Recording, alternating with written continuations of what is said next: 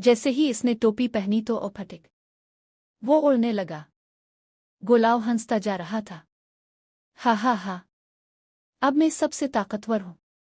वो हाथी की पीठ पर जा बैठा, शेर की दम खींची और बंदर के किले छीन कर भाग गया। सब जानवर परेशान हो गए। लेकिन फिर जादुई टोपी बोलने लगी, जो दूसरों को तंग करे इसके साथ शरारत होगी। अचानक टोपी ने गोलाव को उल्टा लटका दिया और बोला, अगर सबको खुश रखोगे तो ही जमीन पर वापस आओगे। गोलाव घबरा गया और बोला, मुआफ करो, आइंदा सबके साथ अच्छा बर्ताव करूंगा। जैसे ही इसने वादा किया, टोपी ने इसे जमीन पर वापस छोड़ दिया।